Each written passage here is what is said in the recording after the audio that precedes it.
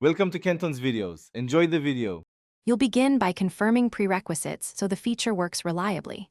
Install the latest Photoshop via Creative Cloud and make sure your subscription covers generative tools. This unlocks model access.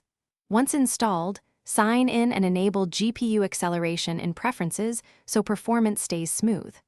Also update your graphics drivers and restart Photoshop. These steps prevent rendering hiccups.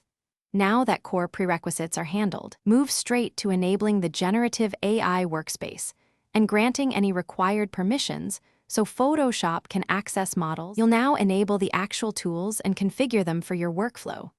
Open the Generative Workspace or Neural Filters panel and toggle on the generative features. Photoshop may prompt for permissions. Grant cloud and optional microphone or camera access if you plan interactive prompts. Once enabled, choose model settings, increase quality for final exports, or prefer speed for iterative work. Make a short test image and run a quick generation to confirm behavior. If results look off, tweak strength and seed settings while keeping an eye on GPU load. You're finishing by locking in a reproducible workflow and learning a single fix for common failures. Save a preset that captures your preferred model, strength, and output resolution so you don't repeat setup. Export the result as PSD for future edits or flattened export for delivery, and confirm your color profile matches the destination.